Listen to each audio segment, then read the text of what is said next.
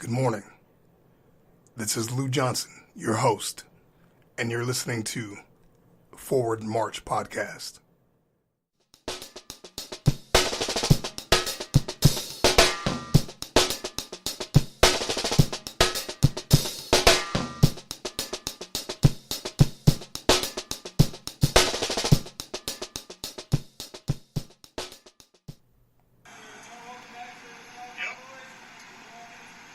A good question to often ask yourself is, what could I have done differently? Here I am, retired cop, being held at gunpoint, right? I didn't get proned out, but I got the typical walk back to the sound of my voice. And I looked at him and I said, I'm going to cross my ankles, I'm going to put my hands behind my head, and I'm going to interlock my fingers. Is that going to work for you? And he says, oh, you're the cop. Yeah, that's me. I'm the guy who called you. Hey, man, maybe you've never been stopped by the police before. It doesn't bother me. I love cops. I'm a retired cop. But have you ever been stopped by your mom? Have you ever been stopped by your mother? I've been stopped by my mom hella times. And it's cool. It's legit now because we're both adults, but back in the day, I used to get my ass whooped. And that built a great resentment between my mother and I. And we'd never sat down as adults and had an intellectual conversation about what her life was like and why she did some of the things in raising us based on how she was raised. Recently, I got an opportunity to sit down and speak to her, and I'm in Texas, in Austin. She's in Sacramento still, where I grew up. And yeah, I called her. Well, first I texted her and asked her if it's okay if we had this conversation. And she was like, yeah, no problem. Just give me a call. Let me know when. So I called her up, and we chatted a little bit. So here it is, the first time I've ever interviewed my mother. The first time I've ever had an adult conversation with my mother, Christine Johnson, a.k.a. Alvin Lee Freeman. Free man. Think about that, because during our interview, I actually learned some really great things about my mother, and it explained a lot. Thank you.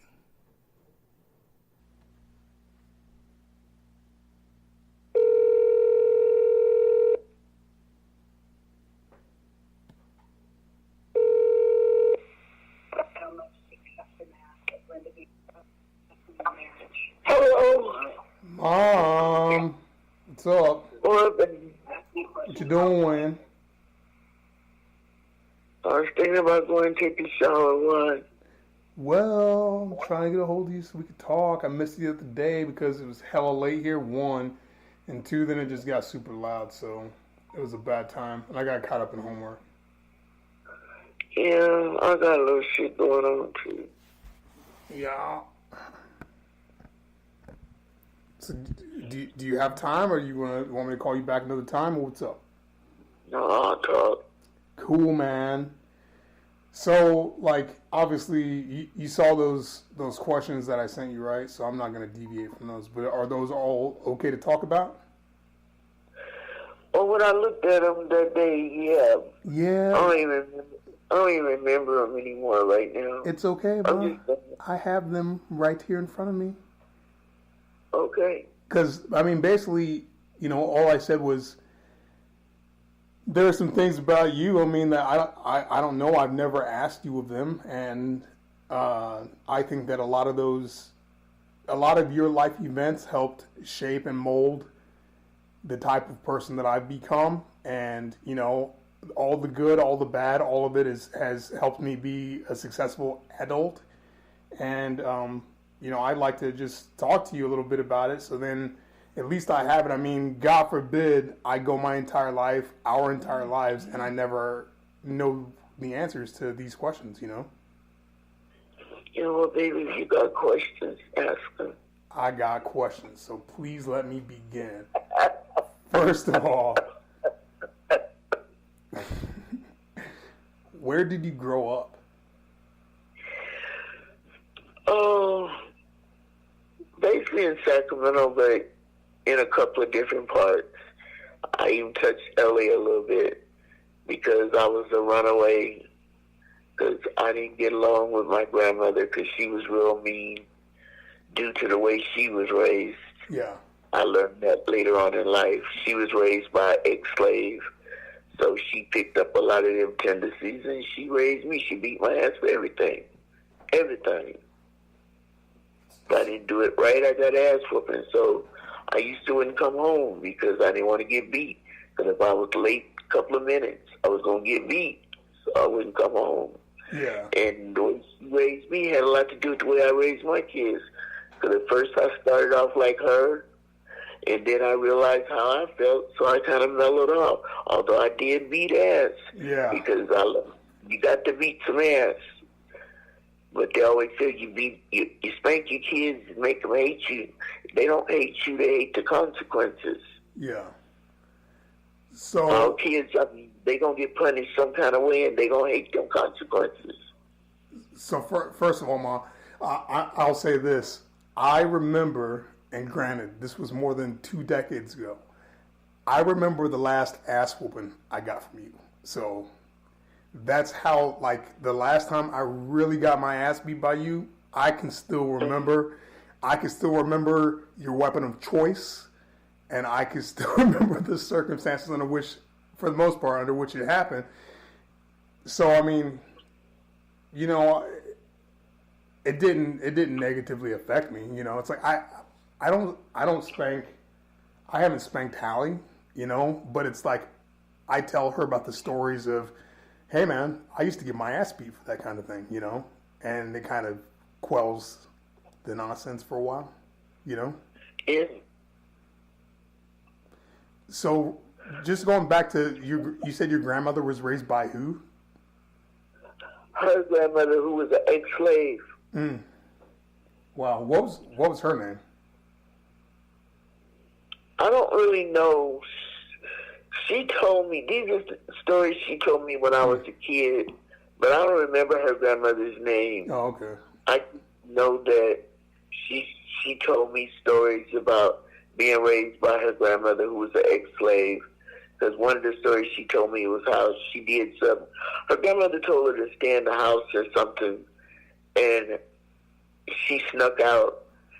And the door, they had wooden doors back then, and the door was swollen, so when it closed, it slammed on her finger. Right. And she told me how she had to stand there all day waiting until her grandmother came home from the fields. Because she lost the tip of her finger because of that. Wow. Yeah. So that's that woman, that ex-slave, your grandmother's grandmother is my great Well, grandmother. not really, because she wasn't my biological grandmother. She was my grandfather's wife. Oh, okay. But she was the only grandmother I knew, because I only met my biological grandmother once when I was a little girl. Yeah. I don't even remember her. So, Ma, why were you raised by this woman, your grandma, quote unquote, and not your mother? Where was your mother? When I was born, my mother was 14. Wow. 14, 15 years old. And I guess she jumped up and decided to go back home to her mother because, like I said, my grandmother was super mean. And she wanted to go back to her mother, but my grandfather wouldn't let her take me. I found this out recently because the grandmother always made it seem like my mama didn't want me, nobody wanted me but you, but nobody wanted you but me. If it hadn't been for me, no telling where you would be. Yeah. So a few years back, I was talking to my mom and I asked her why she gave me away. And she told me, it's not that I didn't want you, baby, it's daddy wouldn't let me take you.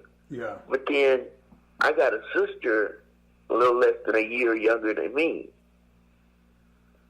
She had her first 3 kids she gave away to family.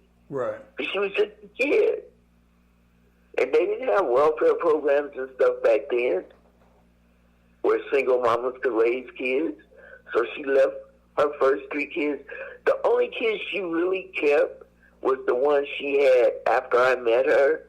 And she stayed with this man for a numerous amount of years, and she had 7 kids for him. So my mom had 12 kids. Wow. I never knew that. And so she's in, that's my grandma who's in Louisiana? Yes. Where in Louisiana are they? She's in Faraday. Faraday. Ferriday, I think it is. Okay. Wow. And do you still have contact with her? She's still around and okay now? I haven't talked to her recently because I heard she was getting dementia. Right. And I've been scared to call her because I've been scared she won't know who I am. Right. That's just my insecurity. Right. I'm scared that if I call her and she won't know who I am, it'll hurt me. But I have a sister who I keep in contact with, live in the same town. That's how I found out she was getting Alzheimer's. And Ma, you said your mother's blind? No, she's Alzheimer's. Oh, Alzheimer's. See now. I thought you told me at one point in time she was blind or she couldn't see. My grandmother was blind. Oh, your grandmother was blind. Oh, okay. The one that raised me, she was blind. But she was 99 years old when she died. Wow. I don't know if you might not remember, but I went to a funeral just before Justin got killed because she died February 2000 and Justin got killed October 2000. Yeah, no, I don't remember because it was probably overseas. She was 99 years old. Wow. She probably saw a lot of stuff in her life. She had lived till her birthday, she'd have been 100. And she had been blind ever since Kenan was a baby. Wow. How'd she lose her vision? The thing, she had glaucoma, but back then people did dumb shit. And she used to wash her eyes out, I remember, with boric acid. That'll do it. And you think, acid? Yeah. You're putting it in your eyes? Yeah, it's in the name, so that's a bad idea. Yeah, just acid would deter me. But she used to do that. And she always blamed the doctors for her being blind. But when I got older and realized what she was doing, the doctors didn't blind you, blind yourself. Yeah. Because I remember she used to have this little cup. She used to put that shit in and put it on her eyes and roll her head back and forth. And she poured that out, put them in the cup again, and do her other eye. What a horrible idea. Yeah, but she did that shit. But people used a lot of shit back then that they found out that was destructive. I mean, there's a lot of things that my grandmother used to use. I can't think of the names of them now. Creams and Teta cream and this kind of cream and all this shit that they used to use. You can't even find no more because they took the shit off the market because it was destructive. Yeah, because it was literally killing people. Exactly. Wow. From the chemicals. I remember when I was a little girl, lipstick used to poison women because of the stuff they put in it. Yeah. The berries and shit they used for the colors and stuff. Women was getting poisoned. That's like some jailhouse lipstick making. Take some candle wax or something and mix it with some berries to get some color. It's crazy. The FDA had to come along and they took a lot of stuff off the market that used to be used that you can't even find no more. Don't even exist. Yeah. Well, but they used it back when I was a girl. They had special creams that my grandmother used to use for dandruff, and if you got a sore in your head, and all that kind of shit. But they had to make their own stuff, and they used a lot of herbs. My foster mama, took me around the yard and showed me weeds and plants that you could use to make tea and stuff out of. Wow. I don't remember them now, but she showed them to me. Does Mama Steve? Tea for menstrual cramps. Yeah. Cause she was old fashioned too. I mean, she was 80-something when she died. Yeah. How did you come into contact with her? She was in, so you were put in a foster home eventually, or what happened? How I came in contact with her, I was in juvenile hall, and I had a friend that I went to school with that ended up in her foster home. And I don't know what she did, what she told Mama, but I ended up living with them. Yeah. And that was really the best place I could have been. It took me a minute to learn to stay there, but when I ran away from her, it was never because of something she did. It was because of the other girls. Right. I tried to kill one a couple of times, thought I had, so Damn. I left. Yeah. Wait, don't just, Ma, don't just blow over that. What were the circumstances of that situation? Why I tried to kill her? Yeah, and what'd you do to her? It was the same one that helped me get there.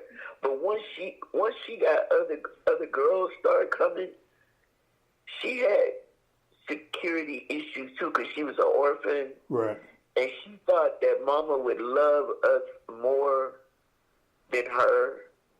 So she used to do little stuff to get us in trouble. She knew I liked this guy. She did things, kissed him, and tried to sleep with him and stuff. And she just pissed me off, and I hit her in the head I threw a bottle at her. And if she hadn't moved her face, I tried to beat her up a couple of times. I threw a glass at her. If she hadn't ducked, it would have smashed her in the face. And then I think I tried to, I came down on her head, tried to come down on her head with a meat cleaver, and they pulled me off of her. And I thought I was in trouble, so I left. That's pretty fucking gangster, Mom. I left walking. Yeah, I did try to hit her in the head with a meat cleaver. Was everything good? Was everything good after that? Well, she stopped messing with you? When Mama found out that she was the reason why she couldn't keep no girls, she got rid of her. Oh, wow. And they sent me back to live with my grandmother. And after living in that particular foster home, living with my grandmother just wasn't going to get it. So I left and went back to the foster home. Right. And came home from school one day, and the probation officer was sitting there waiting for me, and she locked me back up again. And they were going to send me to the California Youth Authority. And when I went to court, my foster mother was there, and she told them, if you give them to me, you'll never see her again. And it was just me and her until your Aunt Esther came. But she wasn't really a foster kid. Her mom and Mama was friends. And Esther's stepfather was messing with her and stuff. She had a baby, so she came to live with us. And it stayed me and her and Mama until I got married to Leonard. She had a baby? Is that Yolanda? Yeah. Wow. That's crazy that we've never had this conversation before. And, first of all, and we're going to have to just touch on this for a second. What were you in juvenile hall for? Running away. Oh, okay. They call it incorrigible. Yeah. It's under the 601 of the California Welfare and Institutions Code. We used to deal with, when I was working for Oakland PD, we used to deal with 601 incorrigibles all the time. Yeah. That's crazy. Well, I thought maybe I murdered some guy, yeah, that's cool. No, I never stole nothing, never killed nobody or nothing. I just wouldn't stay where they put me. Yeah, well, you know who else has that problem? Me. Yeah. Kind of a freaking wanderer. I was just trying to find a home. Yeah. Somewhere where I felt loved and stuff. And with Grandma Steve, I felt all of that. Yeah. Yeah, well, someplace I was living like a slave, because my grandmother did everything slave style. You had one plate, you sit at the same spot at the table, you had one fork, one towel, one sheet. You used that shit till it wore out. The sheets wore out in the middle, she sewed the sides together, and you slept on that shit till it wore out again. Wow. You had one plate, all of that, one fork, and that's one of the reasons why if you ever notice me, I like the same plate, the same fork, because I was just bred like that. And then when I got in the foster home, I found out you can use different sheets on your bed. You don't have to get the same towel every time you go in the bathroom. I learned a lot. I learned how to be a person, not a slave. Not a slave. Wow. Well, I'm sorry. Mom, can I just stop you for a second? I'm just kind of blown back, and I want to say that I'm sorry that that's how you were brought up, and that's you had to experience those things because it's unfair. I know that life isn't fair, but it's fuck, man. I've always known the strength that you have. I mean, just in the way that you raised all of us, and now I know where that comes from. So I'm sorry, I didn't mean to cut you off. I just wanted to say that. I had a lot of stuff happen to me in the street. A lot of stuff. Like what? One of the reasons why I talk to girls still, Kiana, is a prime example. Because men do terrible things to women when they find them out there in the streets vulnerable. Yeah.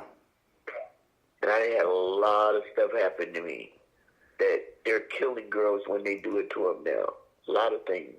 Yeah. So being in the street, I didn't sleep on school porches, park benches, under this, under that, because I ran away. Couldn't go home. So what else you gonna do? Because other kids, mama, you might get to spend the night one night, but they ain't gonna let you stay. They might give you a meal, but you ain't staying because you somebody else's kid. They ain't going to jail for you. So I lived in the streets a lot. I used to buy my clothes from the cleaners because back then, if people didn't pick up their clothes after a certain time, they would sell them. Make a little change, or somebody give me some little money, or they would even give them to you if they didn't have them a long time.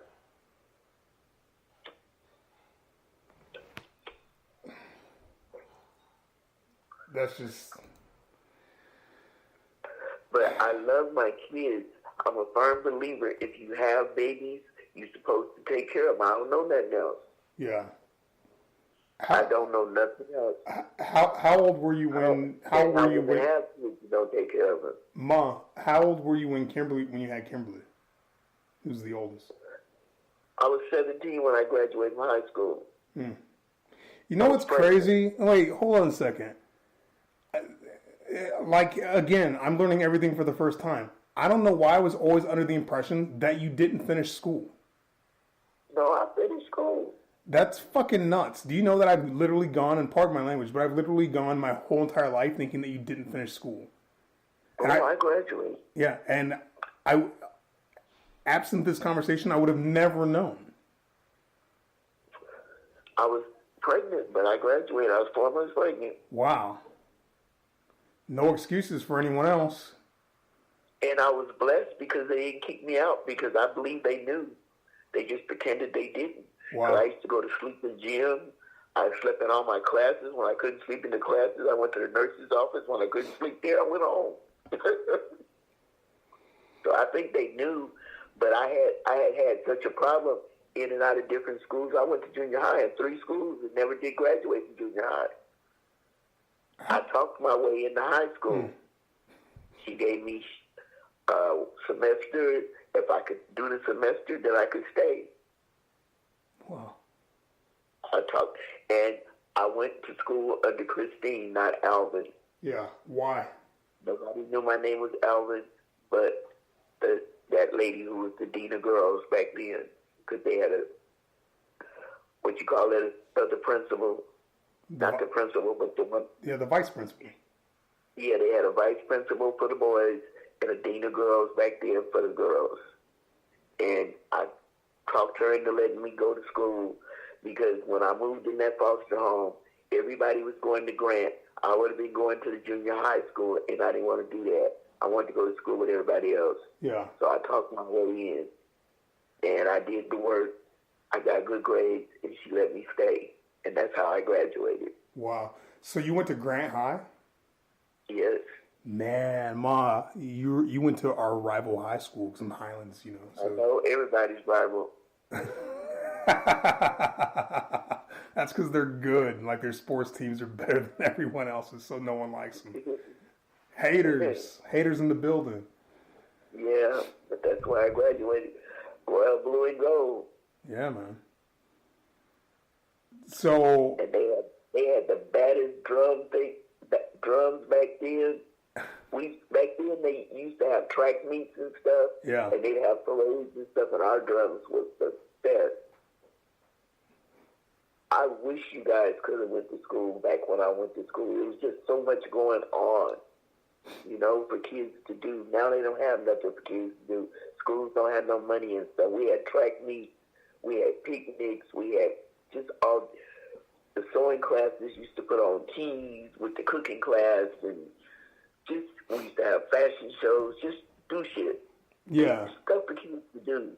Yeah, well, you know why there's no money for schools now? Because there's finger quoting here, no money for schools. We know there's money for schools. It's just being diverted to other places, like yes. building institutions to lock people up and building prisons in lieu of building schools, and being diverted from impoverished neighborhoods so that people can't financially succeed. And when they build a school, it looks like a damn prison. Yeah, they put freaking chain link fence around it, barbed wire and shit. No shit. Have you seen Highlands lately?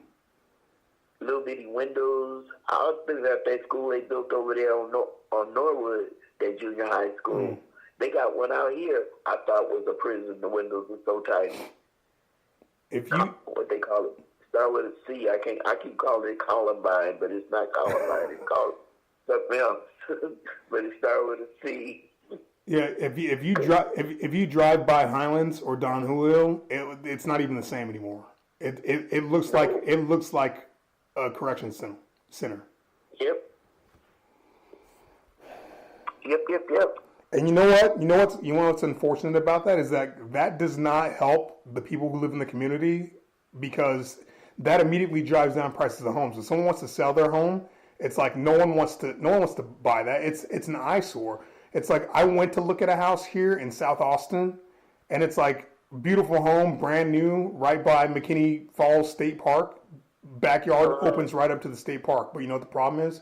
You have to drive through the hood to get there, and the school district, the school's got like no shit, like a chain link fence with barbed wire at the top around it. And and my first thought was, this isn't a neighborhood that I want to live in. This is going to be high in crime. And I know I'm not going to have any issues anywhere. But it's like, what an unfortunate burden for the community to have to bear, all because that's how they're doing schools now, And they don't understand why people don't want to live there. Yeah. Nobody wants to buy a house in a high crime neighborhood and you got it looking, oh yes, barbed wire around the school. Yeah, they have problems. Yeah. And you know what? It's just the image. The problems that exist may not be as bad as the rest of the world, or how do I say it? The rest of the world sees it as being a bigger problem than it actually is. Because motherfuckers that live in the hood, they're like, man, there ain't no problems around here. But then outsiders come in, people with power and influence come in and go, oh my God, it's so unsafe here. Did you see how they're living? Let's put a barbed wire around the school to protect the kids. Oh, we'll get a grant from the district to do it, And it's like, come on, man. Why don't you consult with the people in the neighborhood and talk to them and see what's really going on, instead of just going ahead and making the assumption that it's bad because a couple people that don't look like you and play loud music or whatever, It's a little bit of bullshit. Black people have a tendency to make themselves look bad, though. People think things, but you got some that, oh yeah, I don't give a shit what they think about me. I'm going to do what I want. Yeah. Like this chick that lived across from me that was throwing grease over her patio. Yeah. You don't buy mayonnaise or nothing. Pour that shit in a jar. That's what I do. Yeah. Yeah, I guess you're right. Well, thank God somebody's got freaking half a mind to do so and half the heart to do so, because otherwise it probably, it'd just be going on now. Yeah. I just talked to one of her family members, and like I told him, I don't want to be that neighbor that's running to the office every time something go bad. Right. I don't want to be that girl. But she can't keep doing this. I don't know what he said to her, but she stopped. I can imagine the words. He probably said, "Hey, Miss Johnson said she gonna fuck you up if you don't stop doing that." Yeah, like I told him, she need a jar, I'll give her jars. I'll save jars for her. Yeah. Just so that grief, because it causes bugs, rats. I mean, they smell like grease. They come in to eat. Mm-hmm. And the cockroaches over here is big. But she quit. They didn't move now, but now I got to worry about who else they gonna put in that apartment. Yeah. The one directly across from me. Yeah. And I probably should get out of here, but it's too hard. Why? It's too hard to find. When I move out of here, I got to go to a one-bedroom, and I didn't look. If where I want to live,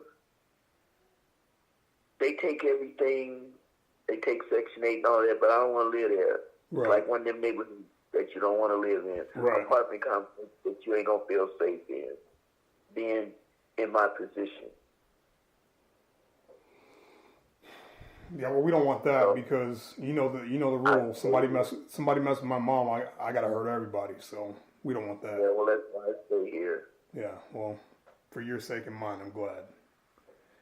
But right now, Jamal's sister's staying with me.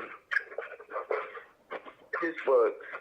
Jamal said when the week is up, because I told him I'd give him a week to let him go because I got his dad staying too. Wait, hold the phone. Michael's living at your house right now?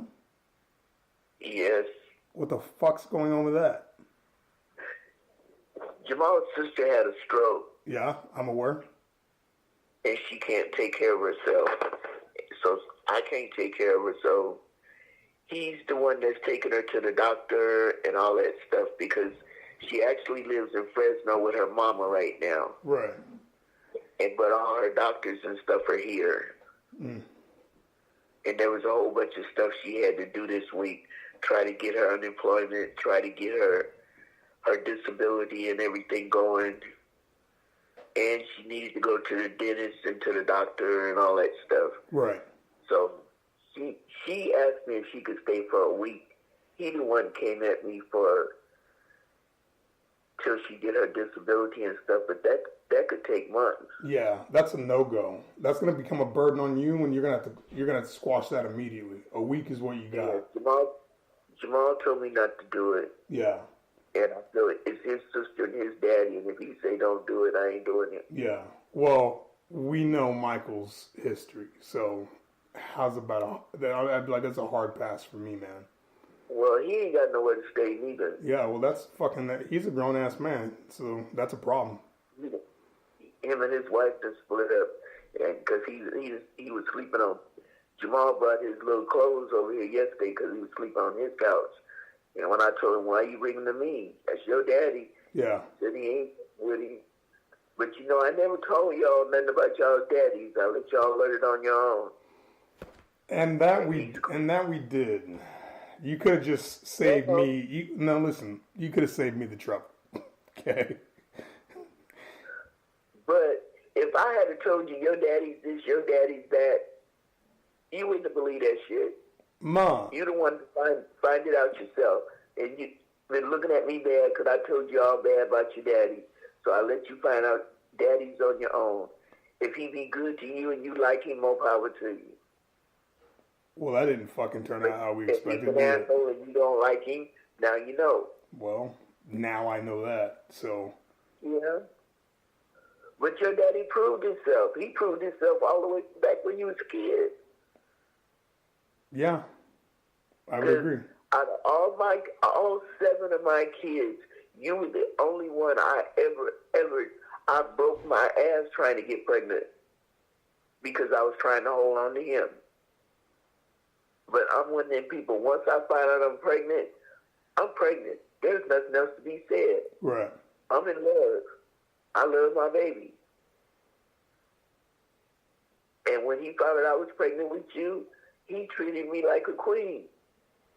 He didn't really dog me until I got pregnant with Justin. Because we got married in December. We moved in that house. I found out I was pregnant, and that was in like April. And that was the first year of our marriage. And he dogged me so bad that first year. He moved me out there. I didn't know nobody. He didn't come home. I was just out there. And Kimberly told me the other day why he moved me out there. Why is that? Because he was messing with all the little girls and stuff in the apartments, the one he's married to now, one he with now. He was messing with all of them back then. And they lived in the same neighborhood we lived in, so he moved me out so I wouldn't know. You know what's funny is this explains how I've got half brothers and half sisters who are a couple months older, a year, 9 months, 8 months, whatever. Close in age, will I say, to both Justin and I. Anjali is 9 months older, younger than you. Yeah. And Marcus come in between there too. What a piece of shit. And he got accused of molesting Anjali. Yeah. He got sent to jail for that, and I won't just say he was accused because he's a 290 registrant now, so he's a registered sex offender for the rest of his life. Last time I checked. Yeah, he is. Yeah, so but that wasn't so much for Anjali as it was for her mother. He friends of my daughter. To who? This chick I used to deal with named Glenda. She was how I met your dad, because his brother used to be the security guard in the apartment. Yeah, Jonathan. And he liked Glenda, and he came over one day. When I met your dad, he came over to sell weed. He wasn't shit. That's one of the reasons why I wanted the regional transit pension, because when I met him, he wasn't shit. Yeah. He was wearing polyester pants, a pleather jacket, driving an old GTO. An old white one at that. And he came over to sell weed. That's how I met him. And hooked up with him. And he got the regional transit job after he hooked up with me. But then he told me the only reason why he married me because I had kids that he could put on his income tax. He never loved me. Who likes the little fat troll? That's basically, he didn't say exactly like that, but that's what he said. He said I was ugly and fat. We know that's not true, right? Oh, I don't stress on that no more. Yeah, I know, Mom. I did live with kids. I mean, because when people say hurtful things, they don't just go away. Yeah, I know. Well, you know how I feel about you. I think you're the most beautiful woman on the planet. You're my mother. And besides that, I mean, my heart literally beats for you, Ma. So, fuck that guy. I love you, Louis. I know, Ma. I love you too. The thing about that relationship was you and Justin. Because I love my son. I miss my son a lot. Yeah. But he wouldn't listen neither. Because that same nigga that killed him, I told him to leave him alone. Mm-hmm. But shit happens. And you learn from shit. Yeah. What was ever the end result with Justin's investigation? That boy is dead. Which, all of them? No, but the one that did the actual killing is dead. Now, who did they decide? You know, even when I was a cop, I tried to just get a copy of the police report, even if they had to redact it, and they would not give it to me. So which... It's still an investigation, because you know there is no time limit on murder. Right. And what they told me is they know who did it, who planned it, all of that. They just couldn't prove it. Right. And it's better because one day it might just come up. I don't care if Abe is 1,000 years old. If it ever come up that he conspired to have Justin killed, then he'll go to jail for it. Yeah. Well, we all know he did. We all know that he was... Yeah. He knows he did it too. Yeah. Because some kind of way he befriended Jasmine on Facebook. Really? Your niece Jasmine. Mm-hmm. Yeah, and she was talking to him one day. When she realized who he was, she asked him if he was their age, and he asked her for forgiveness. I'll give him forgiveness. Where is he? Where's he located? Is he in Sacramento? I think he's still locked up. Mm. I'm not sure. Because he was locked up for a drive-by, from what I understand, that a little girl got killed. Mom, that was 18 years ago that Justin was taken from us. What was that kid's name? Adrian what? Do you remember? Adrian Reyes, something like that.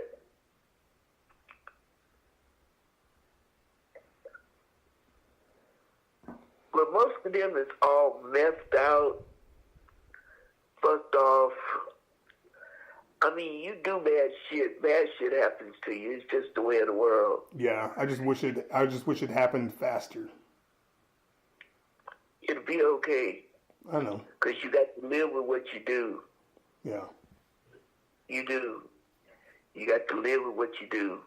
And like I said, there's karma.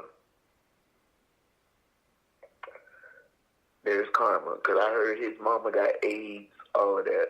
Wow. His little brother that used to be friends with Jamal almost went to prison for murder. But he beat the rap. Well. So their life ain't been easy. And I doubt it AIDS is easy. Right. Because that shit work. You do stupid shit. You might try to say, oh, it don't bother me, but it does. It's just like little shit we do. It might not be bad, but it still bothers us. Right. I'm sitting here pondering now.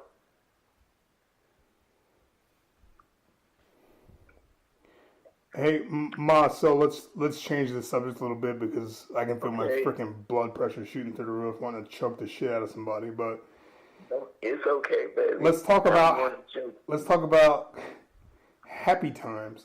Would you say I was mostly a good kid or mostly a bad apple? Like, what was I like as a kid, like growing up? What was some shit you had to deal with? You loved your father. So you used to throw him up at me a lot because when you was little, you actually thought the sun rose instead of that nigga. So when I would get on you, you would, I want to live with my daddy. He this and he that.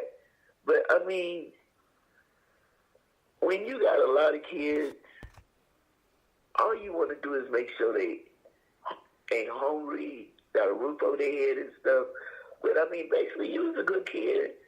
I mean, I can't think of nothing bad you did. You used to call me a bitch on a regular. Did I really, though? Yeah, you did. I don't know if that was in my language library back then. You did it to the point, one day I thought about looking at my damn birth certificate because I know my name must be on there, bitch. Oh, I like to apologize for that. That's my bad. Damn. But it's okay. You was a kid. Teenagers is motherfuckers. I remember one time I held you down and you was hollering, I can't breathe. Like, had people looking, thinking I was hurting you. I was just holding you down. I remember one time you and Justin got in a fight and he swung at you and hit me and then you wanted to fight him some more. Yeah, well, he hit my mom, so. Yeah. But he was swinging at you. He wasn't trying to hit me. Hey, man. I just got in the middle trying to break y'all up. Swing better. I shouldn't have been in the middle, I guess. He and I used to fight a lot. He and I used to fight a lot. I still remember that fight we had in the out front when he was doing that door-to-door candy sales, and he said he didn't want to go. And then the guy's like, "Hey Lou, do you want to go sell candy?" And he didn't want me to do it either because he didn't want me to make money. And we got in that fight, and like he just like was relentless. He wouldn't stop coming at me. No, he wouldn't. He didn't know how to give up. No. That's one of the problems he had in the street. Because one of the reasons why I heard A even had him killed because Justin had told him, every time I see you, I'm going to beat your ass. Yeah. and that's a promise because he's a fucking tiger. Yeah.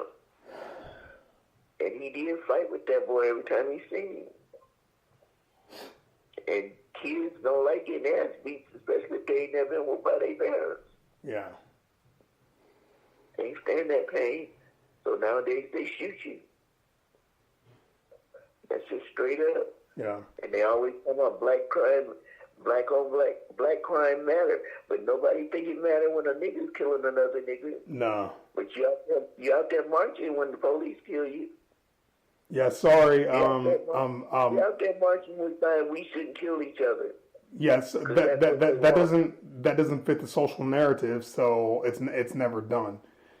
So I know everyone likes to blame everyone else for all their problems, and no one wants to accept responsibility of their own actions or the actions that they continue to allow happen in their presence. So it's easier to always blame an outside source, and that's how it goes. Yep. But we'll kill each other all day. Yeah, and won't nobody say anything. Not a thing. No marching, nothing. Trust me, I see it. Yeah. You actually get mad when they be marching and burning up shit because the police killed somebody. Why are you doing this? Yeah. It ain't gonna change shit. Because everybody knows how the police is. You know they carry guns. You know some of them will shoot you. Because they gonna shoot you before you shoot them. But you run, you do stupid shit, and then you want to be mad at them when shit happens. Yeah. When the police stop you, you do everything they tell you. They say take your hands out your pockets and let me see them. You let them see them. But then when a kid do something that he's not supposed to do, trust me, I don't believe all police is right. But you know what they want. So just do it. Yeah. I tell people all the time, especially now being a retired cop, is I say this, I say, hey, look, you get stopped by the cops, they tell you to do something, you know it's wrong, fucking do it anyway. Do it anyway, comply, get arrested, don't get arrested, get a ticket, don't get a ticket, file your complaint with Internal Affairs, file your complaint with the city attorney, and sue them, you know, but you can't sue anyone if you're dead. So, No, you can't. You know, if you have a legit complaint, that there's a legit complaint to be had, somewhere there's evidence that someone did something that they weren't supposed to do, and you'll be fine. But fighting with the police, guess what? Yeah, maybe you weren't in trouble before, but you weren't listening and you're fighting. Now you're in trouble, and now you want to continue fighting? No. You helped cause the problem. So it's like just fucking, it's like just take a deep breath and do what you're told. And it sounds kind of like, well, why should I just have to do what I'm told? I'm a grown man. Because, bro, there's a time and place, and that's not the time that you have the power. Even if it is the place to exude power, that's not the place that you have it. You got to pick your battles, and that's when you ain't gonna win. Yeah, no, it's impossible to win. Just by mere circumstance and numbers, it's impossible to win. Trust me, I know. Was there anything different about me that you noticed in comparison to any of my other brothers or sisters? You were always different. Like how?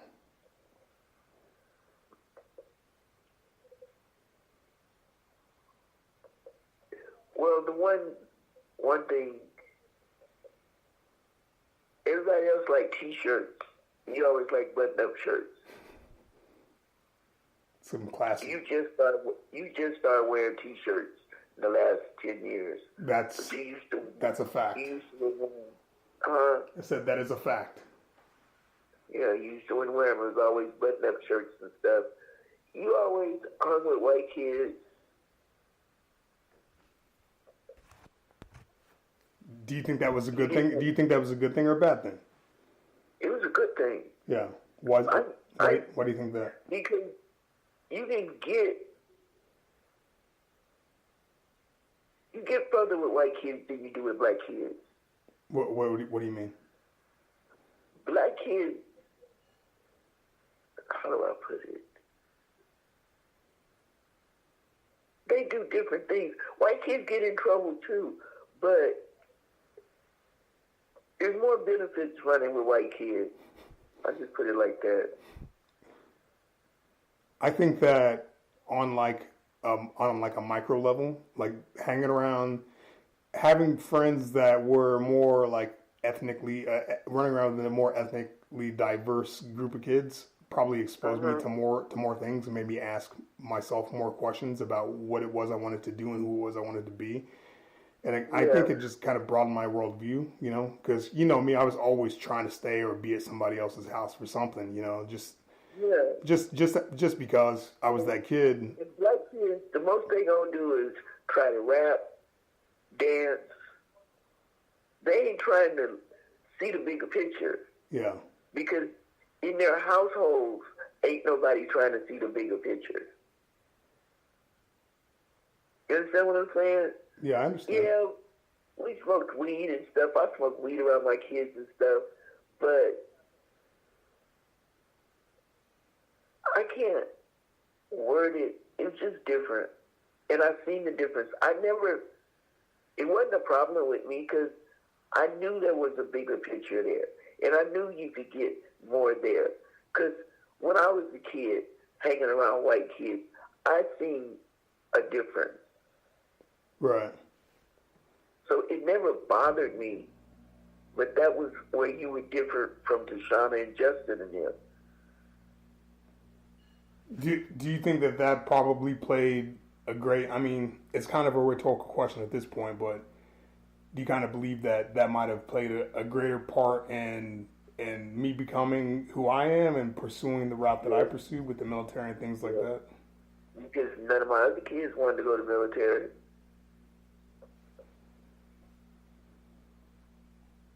You can't name one of them that ever even thought about it. Yeah. None of the other kids wanted to be a policeman. Yeah, that's something I wanted to do from Wales. Remember Grandma Sharp bought me that U.S. Marshals book. I just read it like cover to cover all the time. And you always like to read. You were pretty decent in school. That's what made you different. So I had to fight. The only one I didn't have to fight through school was Kimberly. Kenan didn't graduate. Kevin didn't graduate. Justin didn't graduate. And I had to fight Tashana through school because she was cutting class and I was going to that adult school. And I started making her go to the, that continuation school every day so I could pick her up, bring her home. Yeah. I was taking her to school. She went to school when I went. He came home when I went because she was cutting school and not coming home and shit. That's the only reason why she came up on and told me thank you on graduation night. Because if not, she wouldn't have did it neither. Yeah. You were the only boy out of my 5 sons that graduated from high school. Well, what the fuck was everyone else doing? Kevin quit because he couldn't be started on football at the time. He got mad at the coach, and I think he hit him. But Kevin had issues. He's always had issues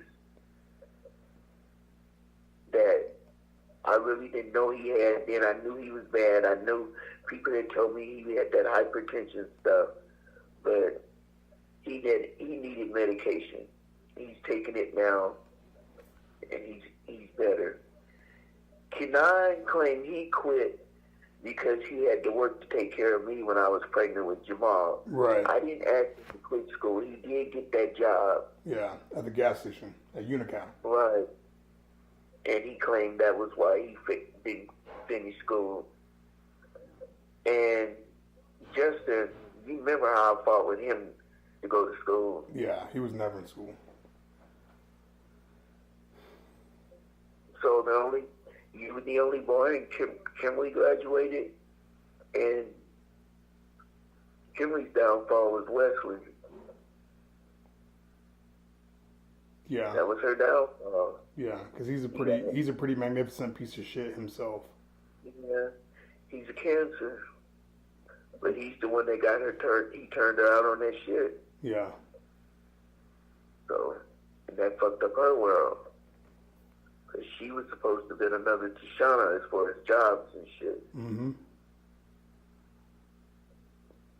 And Tishana, she did good.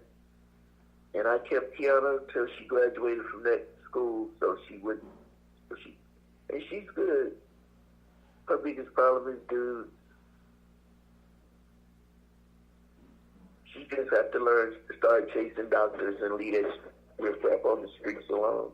Yeah, no shit. Well, Ma, She takes care of kids. yeah, she does. She does good. You know, we try and talk at least once a week. I mean, I usually talk to her on Friday on her day off. I love my little fat daughter. She's so freaking hilarious. When I was talking to her, I was like, hey, you know, I'm writing a book. I'm doing all this. She's like, hey, you need some pictures for the book. She's like, I'll send you some. Yeah. I got a bunch of pictures I found, not a lot of them, because I don't have a lot of pictures. Kenny took a lot of shit. Yeah. I don't know why. He's got no general interest in his children, so. He don't have no general interest in nobody. But himself. I don't even think he have a general interest in the one he's with, because he know he wasn't married to that girl. He can spout that 1989 shit all he wants. But I don't even think they was doing divorces on the internet like that then. No, they weren't. Come on, in '89. Come on, no. You remember we had a Commodore 64 with MS-DOS, green letters. The internet. I don't even think the internet was even a thing. AOL Instant Messenger didn't even come out until years later. I was doing dial-up AOL in '95. Yeah, I remember. Remember they used to send the discs and the mail. Yeah, but he for her benefit, said he did a divorce on the internet in '89, and they must have took his money. Oh, that's hilarious. That's his line right now. But that was to appease her. Yeah. Because you got this girl thinking y'all married for over 15 years. Yeah. And they're not. And if I hadn't applied for his Social Security, the only way she would have found out is if he died and it would have came out that she wasn't married to him, because I still was. The Social Security is the one that called him and told him that he needed to divorce me and remarry her because they wasn't married. Because they made me look for divorce shit at the court for 2 years. He would have never told her. Yeah. And I believe that, and he knew. All because of what he told me when I asked him about some divorce papers. And that was in 90-something. He didn't say nothing about applying for a divorce. He did apply for one in 86, because the court papers are there. But at the bottom of the court papers, it says, petitioner or whatever the person that applies for it, asked for it to be, he stopped it. Right. And that's on the bottom of that paper at the courthouse. But 89, there's nothing. And there's never been nothing else. So here's what's funny is the World Wide Web, so what we know to be the internet, didn't even go live until August 6th of 1991. And that was like just, hey, this thing exists. We learned about IP addresses and it's, you know, and it exists. Because they learned about that in 1983, but they did not assemble the network, the World Wide Web, until 1991. So there's no way he did that online in 1989. Well, I know it. Yeah, and I know it. But that's his story. Yeah, well, whatever. Keep the checks coming.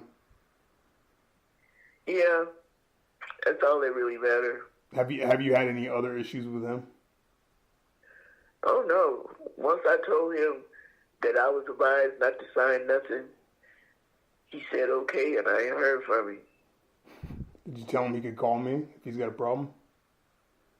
I didn't tell him he'd call you if a problem. I just told him this is your son's address. You need to call him. Yeah, well, he's got no balls whatsoever. He is not called. No, I know. Yeah. But he can't say I didn't send it to him. Yeah. I did that because he is, he your dad. Yeah, he's some guy. I wouldn't go that far as to say he's a dad or even a father figure. He's a sperm donor. That's probably a more accurate statement. And I'd also like to probably have that checked sometime in my life just to make sure. I don't know, maybe you slipped and fell on a banana peel or something. No, I was with him.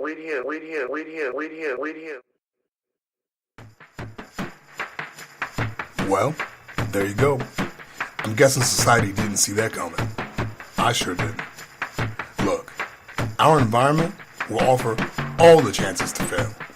I had plenty of opportunity to quit, to be less, to be exactly what one would expect of an adolescent teen with gang member brothers living in the hood. But I looked within myself and I said, nah, we good. Even when being told I spoke too white or I wasn't black enough, I stood firm in the idea that being me was good enough. And then I stepped it out. Forward march.